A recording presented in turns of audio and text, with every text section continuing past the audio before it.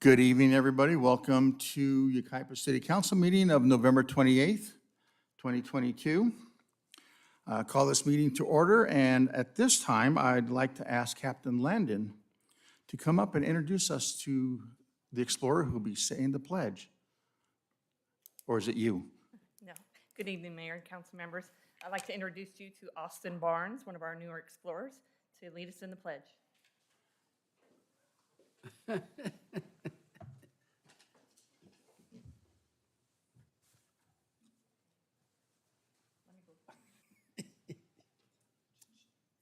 He's new. This will be his first time.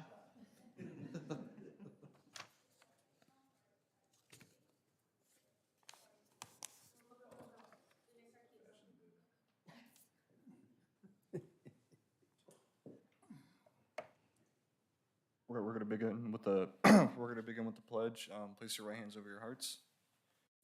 Ready, begin.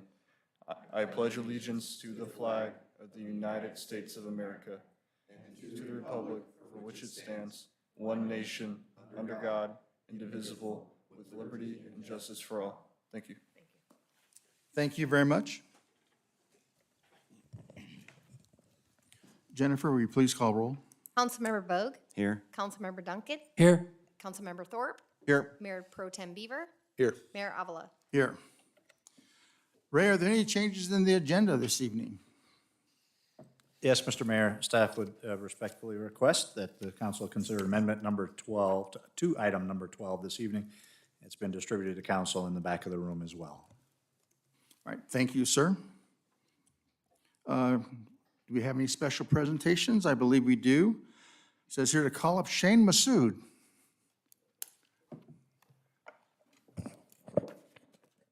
Good evening, Mayor and City Council. Tonight I have the privilege of introducing Benjamin Lopez. He's the Director of Public Policy and Advocacy with the Inland Empire Economic Partnership, also known as IEEP. IEEP offers several award programs that recognize local government, businesses, and stakeholder groups throughout San Bernardino and Riverside counties that proactively cut through red tape to improve the quality of life within our region. As you may recall, city staff applied for IEEP's 10th annual Turning Red Tape into Red Carpet Award. The application was for our Wilson 3 Basin project under the category of cooperation among cities, counties, and agencies. There was a typo in tonight's agenda that states Wilson 2 Basin. The application, however, was indeed for the Wilson 3 Basin project. On November 10th, the city was honored as the successful recipient for this award. I'd now like to invite Mr. Lopez to say a few words about IEEP and our award for the Wilson 3 Basin project. Thank you, Mayor and council members. Like Shane mentioned, we have every year a Red Tape to Red Carpet Award ceremony. But the class that attracts the most nominations is the cooperation among cities, counties, or agencies category. This category is recognizes significant partnership formed to support economic development and the results achieved by working together across public and private sectors. We get a lot of nominations for this category because it's easy to cooperate among cities, counties, and other agencies, but it's not always easy to get it right. So our judges have to cut through sort of the initial shock of how they cooperated, but what was the object of this cooperation. So the city of Yucaipa submitted for their work to construct the new flood control, underwater and recharge facilities, the Wilson 3 project, which our judges concluded that this epitomizes what cooperation should look like and what other organizations should strive for. And the object of this award ceremony is to highlight the work that happens in the cities so other cities can emulate it. So we're very proud to present this award to the city on behalf of our board and our board directors, the San Bernardino County Board of Supervisors, and the Riverside County Board of Supervisors. I'd like to present your the Red Tape to Red Carpet Award for cooperation among cities, counties, and our agencies. Thank you.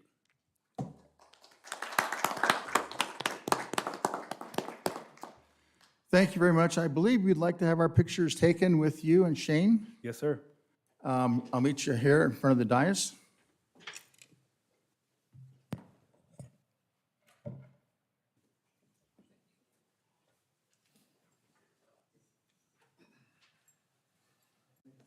And Fermin as well, right? Yeah.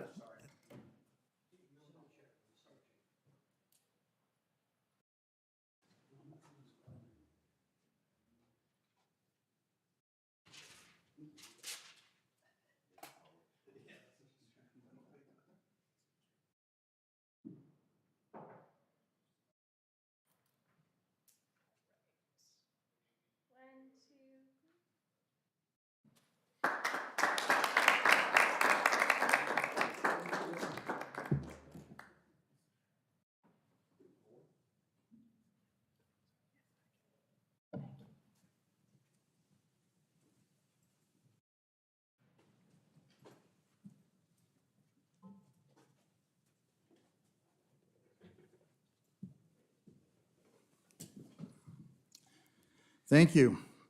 We have no employee introduction this evening. It is now time for public comment. Anybody who wishes to speak on an item that's not on the agenda may do so at this time. We have a 3-minute allotment, and there are speaker slips at the table there at the entrance of the chamber office. Right now, we have one comment, one speaker, Amy Simmons. Come on up.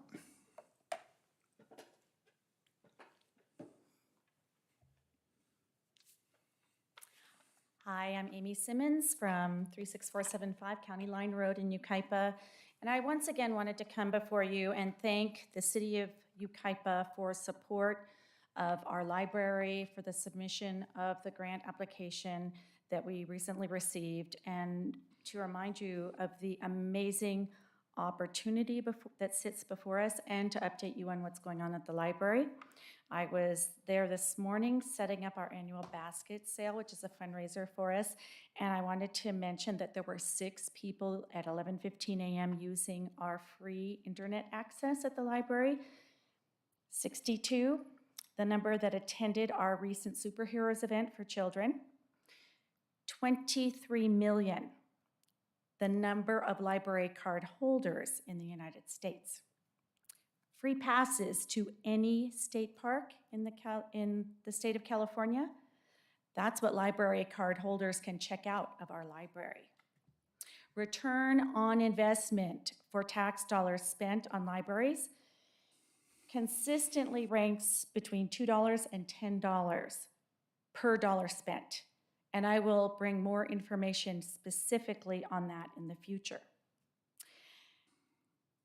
Nationwide circulation of items from libraries exceeds the amount of items that Amazon circulates every day. So all of these things are things that we can consider with keeping our library in mind and for the good it does for our community. And I want to once again thank you for your support. Thank you very much. Jennifer, do we have any speakers? No. No more speakers? Very good. Thank you very much. Okay, consent agenda. Are there any items on the consent agenda members of council wish to pull for discussion? If not, do I hear a motion to accept? I'll move approval of the consent agenda. Seconded. We have a first and a second. If no further discussion, all in favor? Aye. Any opposed? The ayes carry it 5-0. Moving on to mayor and council member business reports. Ask if any council members, anybody here have any business to report? Ray, did you have something you wanted to add? Just to let the council know, and I guess the public as well, there was a recent decision apparently made by the folks at the Pumpkin Patch to add an ice rink at that location. Certainly if we were aware as staff and council was aware that they were going to be providing an ice rink this year, we may have thought otherwise about recommending that for this year in the Uptown. It's certainly something council may want to provide input on. But we didn't learn of it until just a week ago. So they haven't opened up yet. They were going to open up a few days ago, I understand. They haven't opened up yet. We do expect it'll have some impact on our participation, if you will, at the ice rink in the Uptown. But by all accounts, the Winterfest went really well, and the ice rink was well attended, well used the first weekend, so we'll see how that goes. But the rink itself is not in their approved CUP, and we'll have some communication with them about that. We certainly think they should add that to their CUP going forward, but wanted to let council know that what those circumstances were and what the impacts might be on our ice rink in the uptown. Having two ice rinks that close together maybe make it a little tougher. So just wanted to share that. Okay, any comments from staff with respect to that? Well, I don't really think that that's going to make an impact on our ice rink. The ice rink's bigger and it's better, and that's way down there and we're way up here, so I don't think that's going to be a problem at all. And my opinion is that we should not be in the business of competing with private enterprise. So, but this one caught us flat-footed. And we did get a bigger ice rink and at a bigger expense. And I hate to see us lose because of private industry not letting us know in a timely manner so we could make a decision and not interfere with private enterprise. I think there is a demand that could satisfy, both sides could satisfy the demand there. Certainly as infrastructure improves in the uptown, it reduces the burden on the expenditures for the city when we work in cooperation with Edison to ensure that's happening. It may be easier for us to justify next year as well. Yeah, now, I don't know how it's going to impact, maybe it won't, maybe it will. We'll see. Okay, any possible action on pending legislation? Staff has nothing this evening on pending legislation. And we're still on vacation mode? On vacation, so we're safe. Okay. It's always good. Keep council or keep the Senate out of council.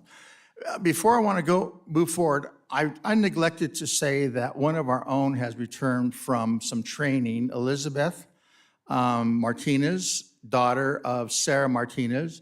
She went through the Air Force. She signed up for, was it 6 years? 6 years in the Air Force. And what is your MOS? Come on up. Hi. I'm doing services. So I'm going to Maelstrom next on Montana. So your assignment's going to be in Montana for the next at least 2 years, correct? Yes. Yeah. So congratulations. We're very proud of you.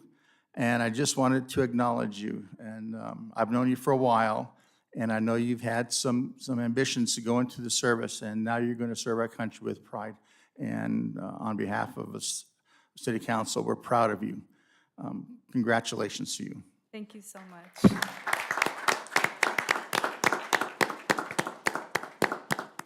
Plus, it embarrasses you.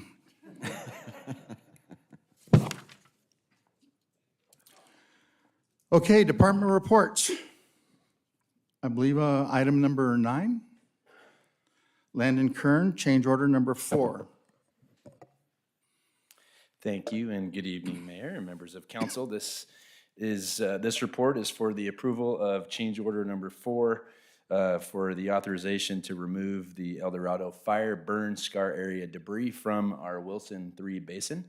This picture here before you is an overview of our Oak Glen Creek specific plan area, familiar from our earlier presentation for the award we received for our Wilson 3 basin project, which, as you know, is at the confluence of the Wilson Creek and Oak Glen Creek, which both represent very large drainage areas within the city of Yucaipa and have been impacted significantly from both the El Dorado and the Apple fires.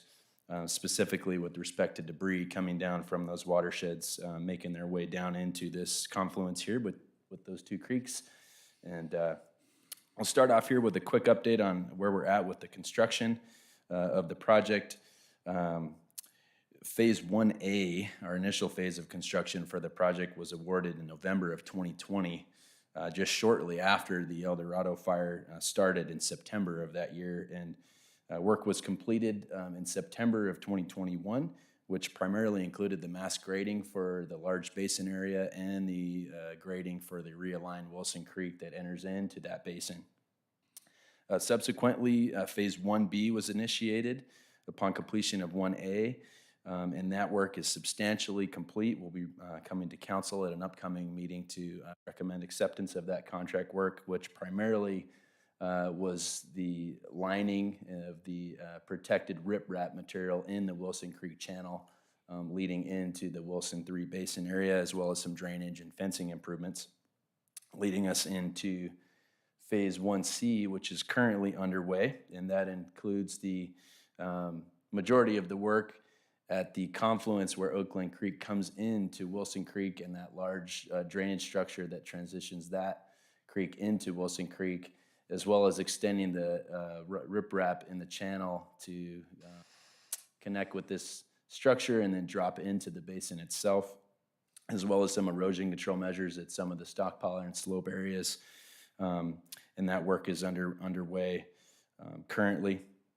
And finally, our future phases of work that extend beyond Phase 1C include finishing up the basin area and the permanent lake and landscaping features in that larger area, construction of the box impact structure at the crossing of Oakland Road, as well as the downstream channel and groundwater recharge area beyond 2nd Street there.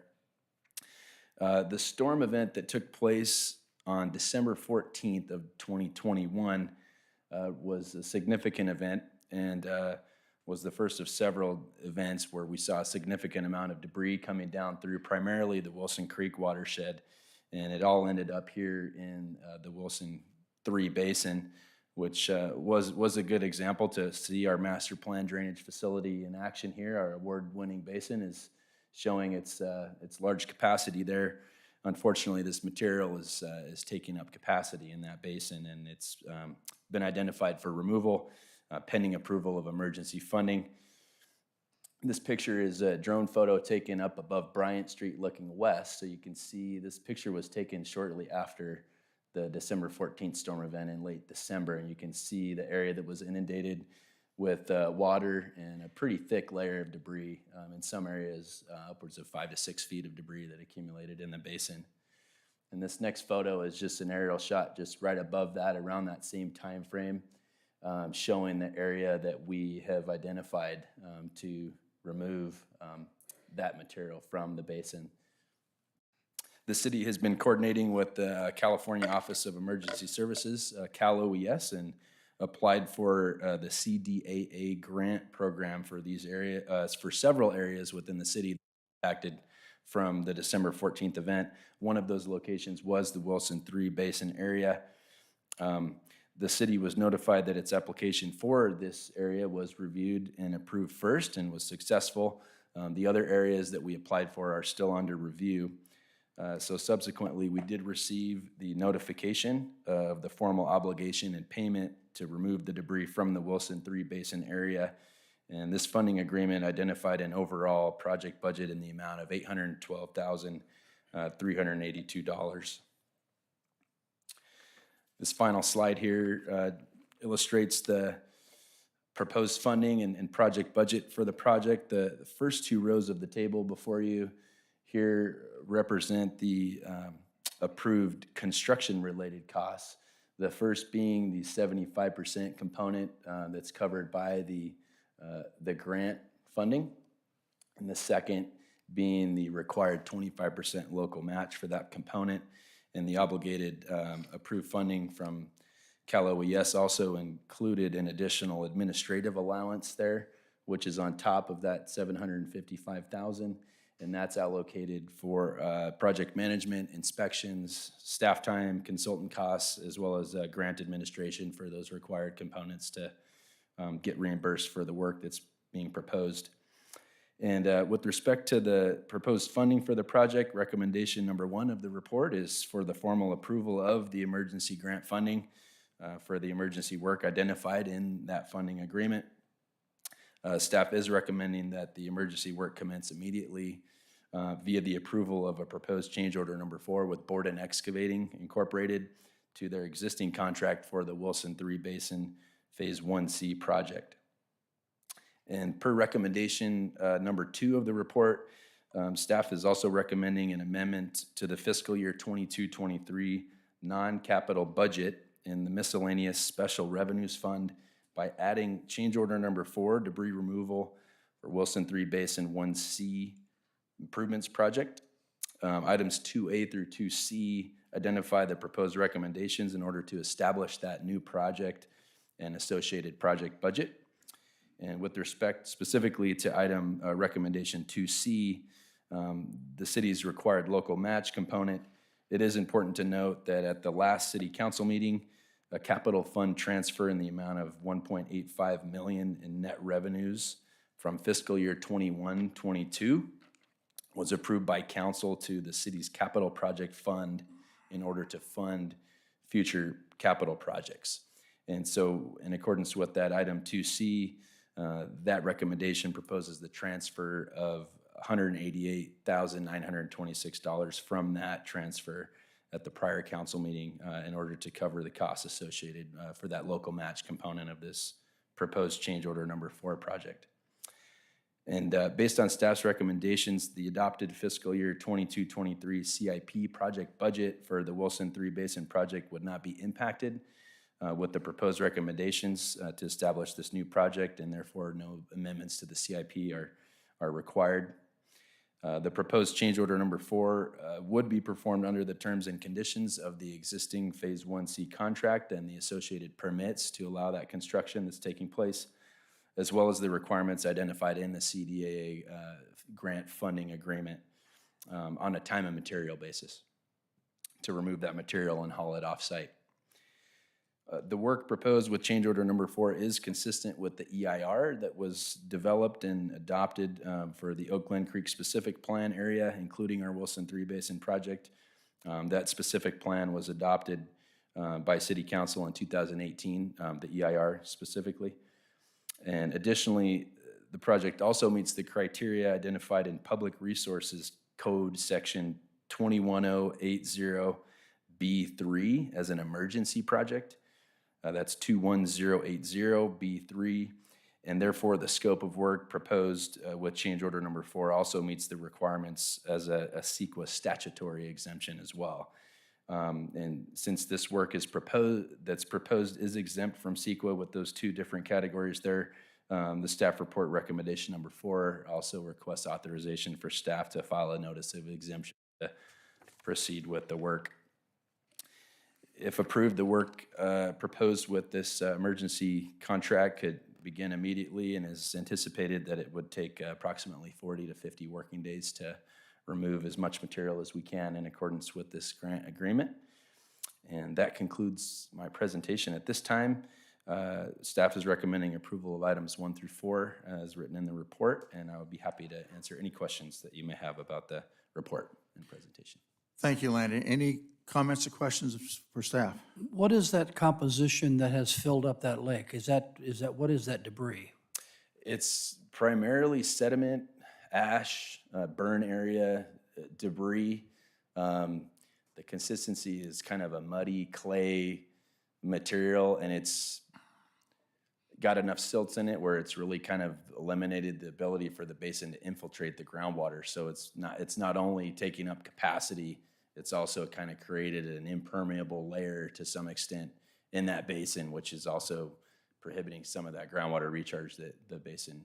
Where will they haul that to, and what will they do with that? The contractors identified several locations outside of the city of Yucaipa, and they're working with some private property owners. And the City of Redlands landfill has also let them know they can receive that material as well to cover their loads of trash. And so there's, I think, 3 identified locations where the contractor is working to haul that material. Did that debris come down through that channel that we worked on, or did it come from the other side of Bryant? Most of the material we're taking out for this project would have come from the Wilson Creek, primarily the Yucaipa Ridge up above El Dorado. It came down through Fremont, low water crossing, and crossed Bryant at the Wilson Creek, and then underneath Oak Glen Road, and came in through the newly realigned channel. That December 14th storm event, the most of the material coming down through Oak Glen Creek was captured in the Oak Glen Creek basins. So this particular event, most of the material came from Wilson Creek.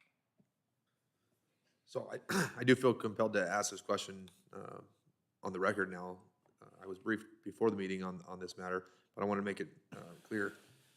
If I'm correct, we kind of found ourselves in a perfect storm in the last 2 years, and forgive the pun, but we don't anticipate this happening year after year after a rainy season where we're going to have to spend $800,000 of grant money or our own money, either way, on clearing out that lake, that it will be a lake one day. That's correct, right? This is not an anticipated every year event. Typically, the burn areas can take up to 5 to 7 years to fully recover, and that material that's on the surface of the burn scar will eventually be reestablished with the vegetation that comes back. We're hopeful that what we've seen with the recent larger storm events has brought down what we hope is this significant amount of material that's up there.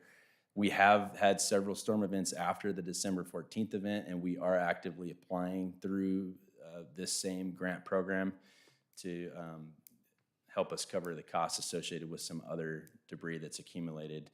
It's hard to really say if we're going to see more, but it is directly a result from the burn area that is actively recovering, and we hope with time it will be less and less of an issue. We also do have an emergency basin at Jefferson that has been working well, and we did at a recent council meeting get authorization to move forward with some maintenance there to free up some more capacity upstream that would happen before it gets down here.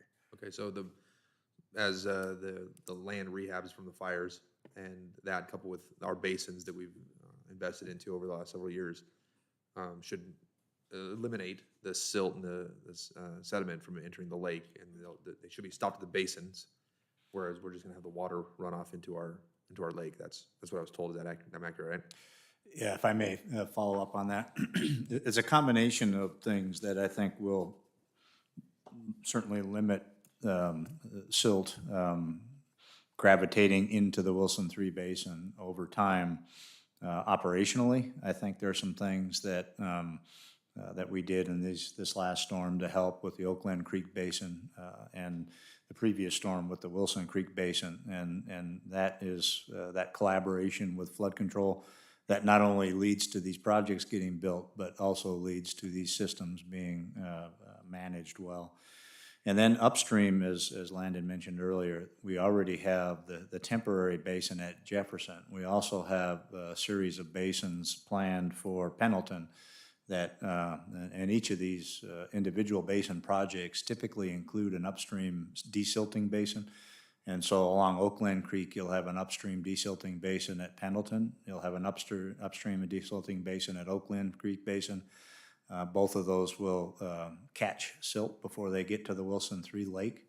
And then on the Wilson Creek side, you've got the Fremont crossing that was recently constructed that directs flows into the upstream, the first basin in the Wilson spreading basins, and as Landon mentioned, the Jefferson Basin upstream, we hope will be turned into a permanent system at some point. So you've got two desilting basins in the system upstream of Wilson III Lake on both the Wilson Creek contributing alignment and the Oak Glen Creek contributing alignment. And so if those basins collect silt and are cleaned out in between storms, we're pretty confident that we won't see anything like what we saw in the last year or two at the Wilson III Lake. Thank you.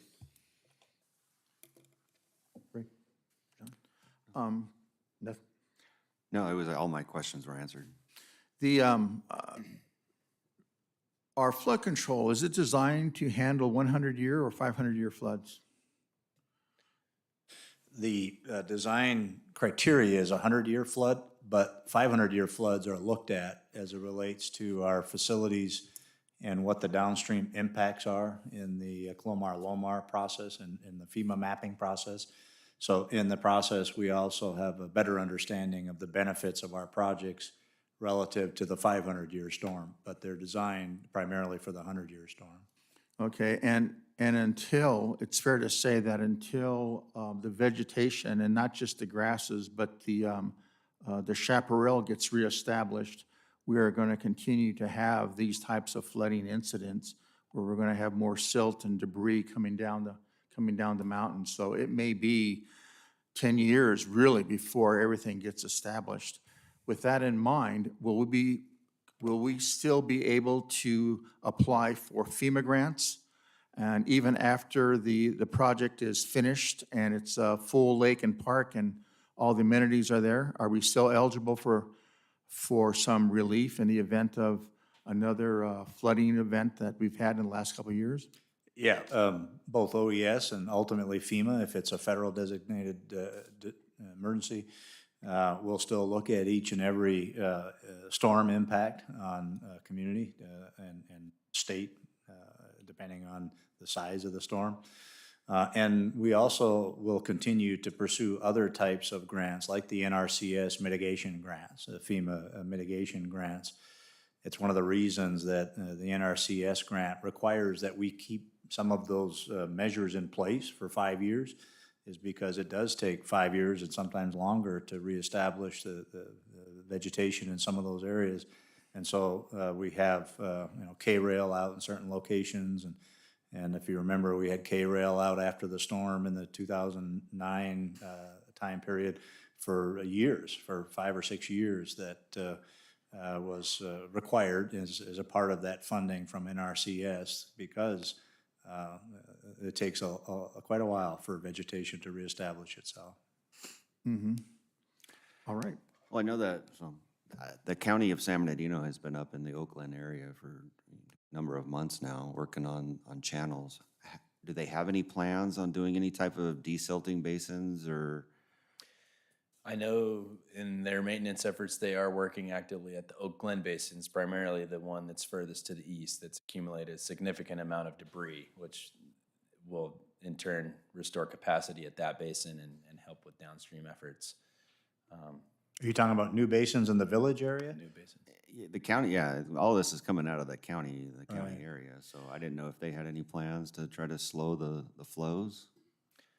I haven't heard of any plans for any temporary or desilting basins in that area. Okay.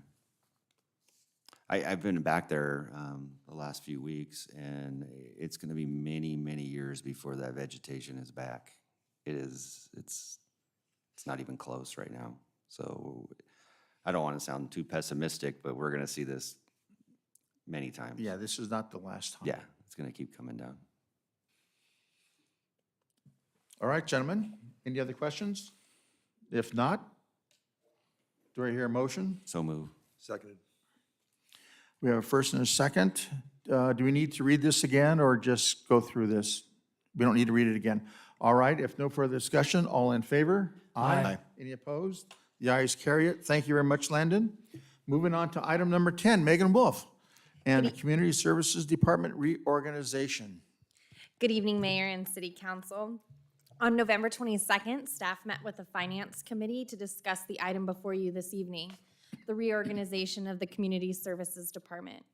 The Finance Committee is recommending the reorganization and encourage staff to seek out partnerships with local colleges and Colton Redlands Yucaipa Regional Occupational Program, also known as CRIROP. The reorganization is being presented for a few reasons.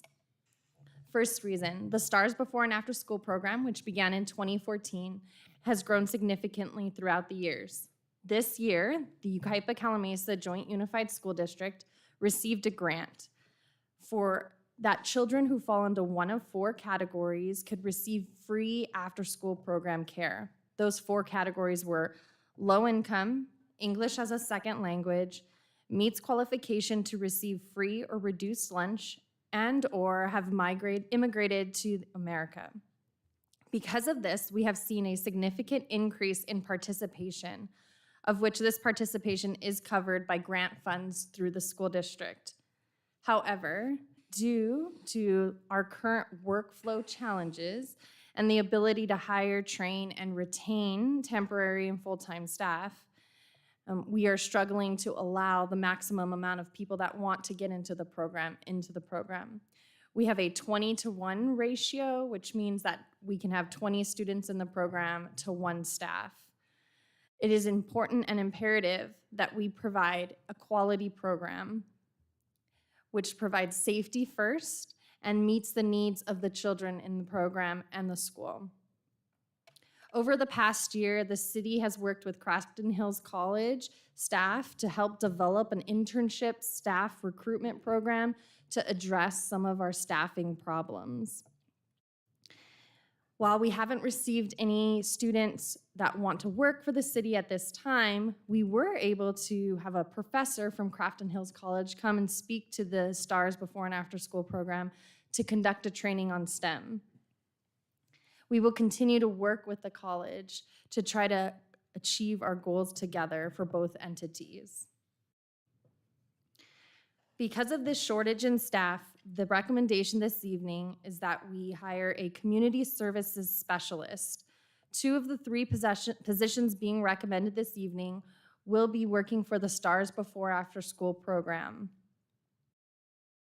In addition to the STARS program, we would like to see staff seek out sponsorships to help cover the growing cost of festivals, in addition to marketing packages being sold for the many marketing opportunities that now are available at festivals and the Performing Arts Center. Finally, we do need staff in order to accommodate the increased number of special events, programs, and services offered throughout the year. For example, the Five Winds Festival, the 9/11 Remembrance Ceremony, additional classes such as golf classes, additional sports such as Pee Wee sports, and the newly, just a few days ago, Turkey Trot. In addition to the position of the Community Services Specialist, staff is recommending 2 Community Services Coordinators. These coordinators would be in charge of special events and sponsorships and marketing.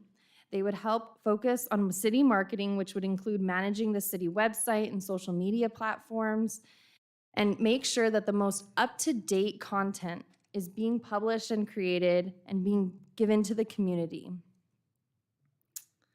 Finally, we are recommending a position of Recreation Superintendent. This position would be responsible for the overall management of the recreation programs in the department.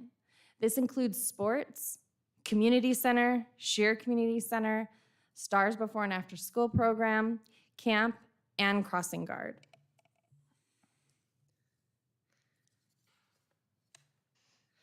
The item up on the screen are the annualized increased costs, including taxes and benefits, as it relates to this reorganization.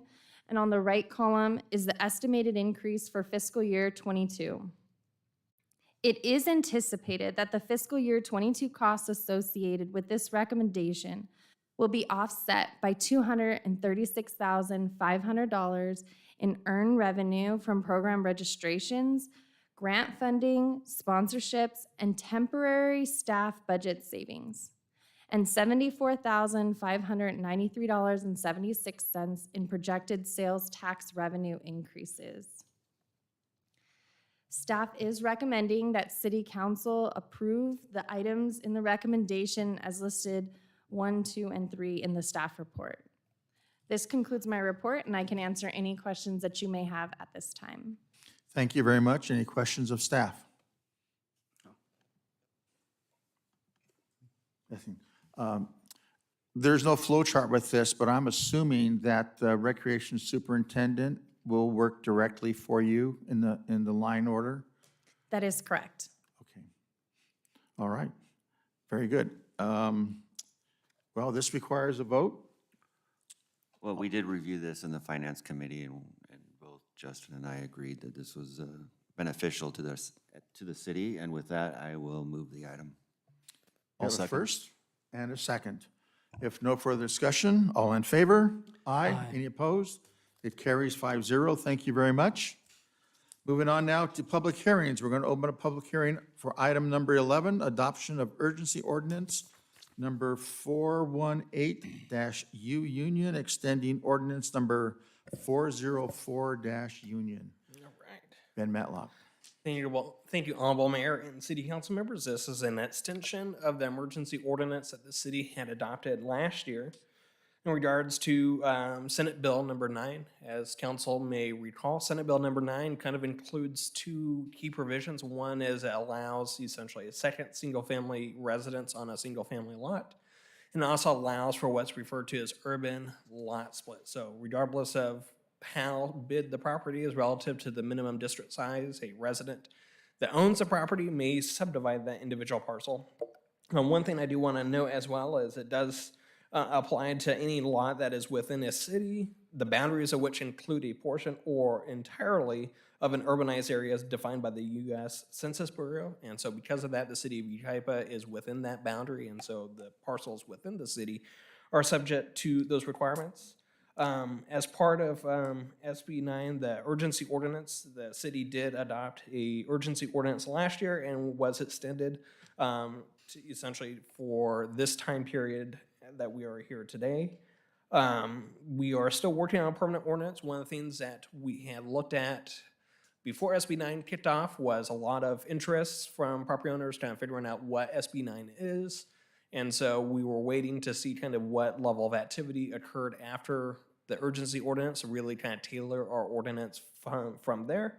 However, kind of it was pretty quiet for the past year until we got one inquiry recently, and so we're just waiting to see kind of where the chips fall and essentially figure out if there's anything on our urgency ordinance that we need to correct and bring that back to City Council as part of the formal adoption of a permanent ordinance. And so with that, staff recommends the extension of that urgency ordinance. No changes are proposed to the objective design requirements to implement SB 9 in the interim, and I'm happy to answer any questions.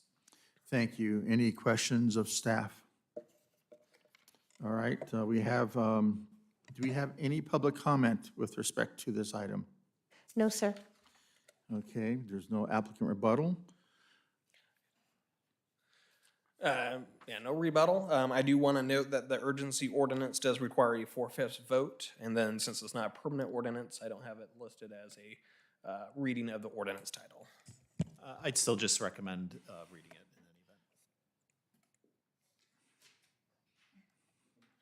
any event. I have the other ordinance title all written out, but not this one. An extension of urgency ordinance number 418-U, an extension of urgency ordinance of the City Council of the City of Yucaipa adopting emergency regulations pertaining to urban lot splits and housing units built in accordance with Senate Bill number 9, declaring the urgency thereof.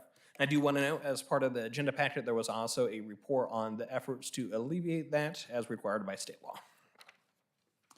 Okay, at this time, we'll go ahead and close the public hearing and open it for council discussion. Councilmember Duncan. I'll move approval. I have no discussion. Mayor Pro Tem. At the risk of sounding repetitive, this is one of those things that I think we've all mentioned from up the dais. This is what happens when the capital meddles in local business. 1 acre lots sound fantastic until they're split into half-acre lots and quarter-acre lots, and next thing you know, we've lost control of our city, and hundreds of homes end up on our North Bench because of out-of-touch politicians in our state capital. So this is scary. Reading this is terrifying to me. So it is one of those things we find ourselves battling. I will continue to try to fight this. I think I speak for the rest of the councilmen up here as well. Local control is important. We know our city. People who have never been here are making laws that affect the direction of our city and affect our general plan. So this is what we talk about when we talk about losing local control and the decisions that are made to allow housing and stuff. It's not being made by this by this council, but by our state electeds. So that wasn't a motion? I think he motioned. I'll second the motion, but I wanted to say that. And I felt, Great. I don't have anything, no. John? I'm good. You sure? Yep. Okay. All right. I have no questions, and this requires a 4/5 vote. So if there's no further discussion, all in favor, say aye. Aye. Any opposed? Any abstentions? It carries 5-0. Thank you very much. All right, we'll go ahead and open up the hearing, public hearing for item number 12, adoption of the 2022 California Building and Fire Codes. And before us, gentlemen, is an amendment, deal with some infrastructure. But our presenter will be Ben Matlock once again. Yep, I will round out the evening tonight. Before you is the second reading of ordinance number 417, which is implementing the 2022 building codes for the next 3 years, so it would be in effect by January 1st. Does include local requirements consistent with past practice. I do want to note in amended pages 29 and 30 of the ordinance were passed out and provided, which clarify or correct historic inaccuracy of our city's building code related to fire hydrants on residential properties or to serving development, and including the requirements for those hose connections. Then also, as part of the construction requirements, identifying that a standard hose bib is required within the high fire severity zone. Other than that, the ordinance is as provided and discussed at the prior city council meeting. And I'm happy to answer any questions. I do have to read again the ordinance title, and it is a hefty one. And so whenever council would like me to do so, I will be happy to do it. I did not create a jingle for it this time, but All right, thank you. If there's no questions, do we have any questions for staff? All right, do we have any public comment, Jennifer? No, sir. Okay, we'll go ahead and close the public hearing, open it for discussion. Hearing none, okay, sir, why don't you go ahead and read the ordinance? all right. Ordinance number 417, an ordinance of the City Council of the City of Yucaipa, California, adopting by reference and amending Part 1 of Title 24 of the California Code of Regulations comprising the 2022 California Administrative Code, Part 2 of Title 24 of the California Code of Regulations comprising the California Building Code 2022 edition, Volumes 1 and 2, with appendices F, G, H, I, J, and in Chapter 1, Division 2. Part 2.5 of Title 24 of the California Code of Regulations comprising the California Residential Code 2022 edition with appendices. Part 3 of Title 24 of the California Code of Regulations comprising the California Electrical Code 2022 edition. Part 4 of Title 24 of the California Code of Regulations comprising the California Mechanical Code 2022 edition. Part 5 of Title 24 of the California Code of Regulations comprising the California Plumbing Code 2022 edition with Appendix H. Part 6 of Title 24 of the California Code of Regulations comprising the California Energy Code 2022 edition. Part 8 of Title 24 of the California Code of Regulations comprising the California Historic Building Code 2022 edition. Part 9 of Title 24 of the California Code of Regulations comprising the California Fire Code 2022 edition.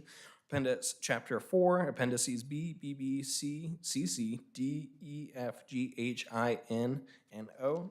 Part 10 of Title 24 of the California Code of Regulations comprising the California Existing Building Code. Part 11 of Title 24 of the California Code of Regulations comprising the California Green Building Standards Code 2022 edition. Part 12 of Title 24 of the California Code of Regulations comprising the California Reference Standards Code 2022 edition. The 2021 edition of the International Property Maintenance Code and Appendix H. Uniform Code for the Abatement of Dangerous Buildings 1997 edition. Repealing ordinance number 381 and all ordinance and provisions in conflict herewith, and amending Title 15 of the Yucaipa Municipal Code. Thank you. That was a mouthful. Very good. Mr. Snow, Mr. Casey, or Mr. Matlock, does this require a 4/5 vote also? It does not. Okay, very good. All righty, we have a motion So moved. and, Oh, did you already make a motion? I did not. oh, I'm sorry. We do now, though. I have a Motion? motion. I just Do we have a motioned. second? Seconded. We have a first and a second? Greg. And just for clarification, the hearing is closed, I assume? I'm sorry, the hearing, yes, we closed the hearing earlier. Hearing is officially closed. So, all in favor? Aye. Aye. Any opposed? Any abstain? Passes 5-0. Thank you very much. Moving on to item number 13, we'll open up the public hearing for the annual adjustment of development impact fees. And for the trifecta, Ben Matlock. All right. So this one is actually an item we are requesting to continue on this staff report. We did identify December 12th, 2022, but as part of the first meeting with the new city council members, we thought that may be a little too intensive to provide on there, and we're still working through some details. So staff does request that it be continued to January 23rd, 2023. As for reference for the city council and members of the public, a new state law came into effect, AB 602, which essentially kind of changes what is required for the development impact fee program, utilizing a per square foot basis. Our city's current process has been per unit basis, and so there's some details with it that we're trying to make sure work effectively for our community as part of this transition. And so with that, staff does request a little bit additional time and request again for January 23rd, 2023. All right, thank you, sir. Any public comments on this, Jennifer? No. All right, thank you. Council discussion, any questions for staff? So instead of December 12th, we're going to go to January 23rd? Yes, that is correct.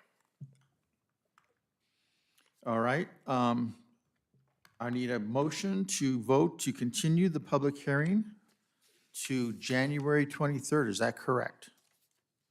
That is correct. Okay. So moved. I'll second. We have first and a second. If no further discussion, all in favor? Aye. Any opposed? Any abstentions? Passes 5-0. Thank you very much. Moving on to announcements. Any announcements from the city council members, starting with? I wanted to commend community service for the Winterfest. It was wonderful, and I was especially impressed with the Santa Claus that we had this year. Giant Santa? That was a pretty unique situation. It was a larger-than-life Santa Claus. That was outstanding. Don't forget the elf. True. Larger than life, I'm Not sorry. sure where- Just that there was there. Not sure which North Pole you found that Santa Claus at, but let me tell you, I felt so safe standing next to him. Outstanding job, as always. I heard nothing but positive feedback from everybody in attendance. I wasn't on the ice rink, so the media will have to keep their cameras on standby for that joyous occasion when I fall down.